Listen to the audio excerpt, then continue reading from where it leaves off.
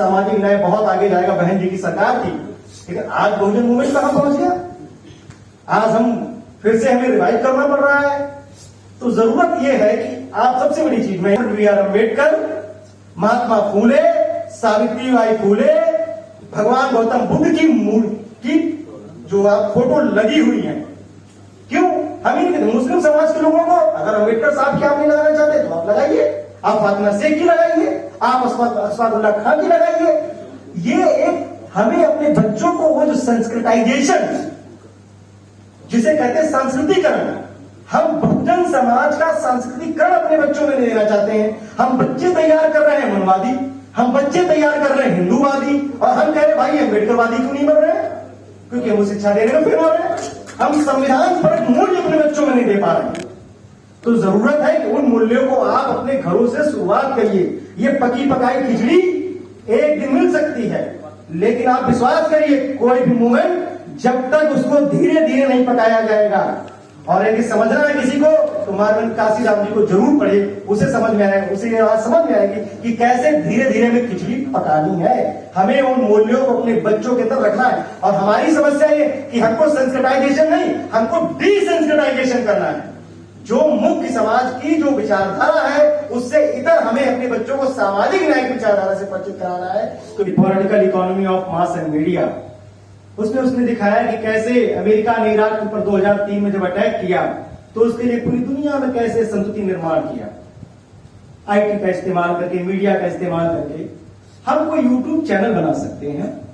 हमारा डोमा पर्सन का कोई ऐसा यूट्यूब चैनल हो सकता है जिसमें कम से कम 50 लाख, 10 लाख, 1 मिलियन ही सही हमारे सब्सक्राइबर हों, और हम उसकी कोई एक फीस, अब तो ये एक फीचर किया गया, क्योंकि कोई भी काम आप करेंगे आपको पैसे की जरूरत पड़ेगी। एक फाइनेंशियल मॉडल हमारे पास होना चाहिए कि हम ये कैसे अर्निंग करेंगे।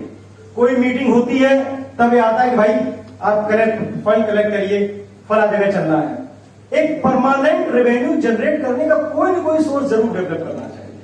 वहां पर आप 10 रुपए, 20 रुपए, 30 रुपए भी रख सकते हैं। या जो लोग गवर्नमेंट जॉब में हैं, ये ऑर्गेनाइजेशन मैंने देखा इसमें बहुत सारे गवर्नमेंट जॉब के लोग काम कर रहे हैं, कुछ फीस हम फिक्स कर सकते हैं कि भैया अगर आप असिस्टेंट प्रोफेसर हैं तो 100 रुपए महीना के हिसाब से आप साल का 1200 रुपए जमा कर दीजिए, आप साल का 1200 रुपए जमा कर दीजिए। अगर आप प्राइमरी के टीचर हैं तो आप 50 रुपए के महीने के हिसाब से 600 रुपए जमा कर दीजिए।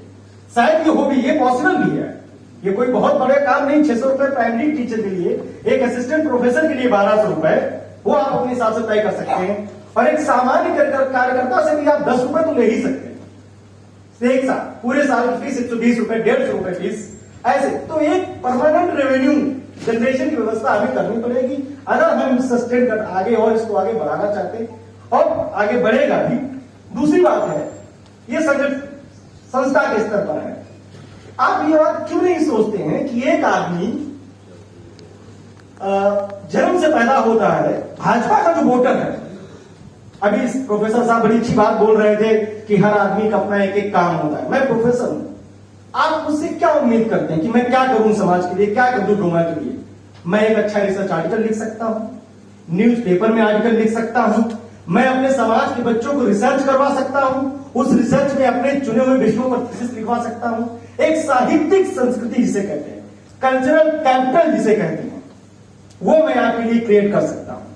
लेकिन हमारे साथ समस्या क्या है, हमको साहित्यिक कैपिटल भी क्रिएट करनी है, हमको विचारक भी बनना है, और साथ साथ हमको रोड पे भी काम करना है। क्यों समस्या पनप रही है? क्योंकि हम ये डिफरेंशिएशन होना चाहिए, जो विशेषीकरण होना चाहिए, वो इसलिए नहीं आ पा रहा है क्योंकि हमारी विचारधारा के लोग पर्याप्त मात्रा में नहीं है। हम वो विचारधारा को देने में फेल हो गए। बहुजन मूवमेंट इतना बड़ा चला, एक बार लग रहा था कि सब ये जिम्मेदारी हम सबकी है। बाकी ये है कि मेरा मुख्य विषय है कि कोई ना कोई फाइनेंशियल मॉडल हमको बनाना चाहिए। समय आ चुका है कि हमारे पास परमानेंट रेवेन्यू आता रहे, क्योंकि कोई भी काम आप करेंगे आपको पैसे की जरूरत जरूर पड़ेगी।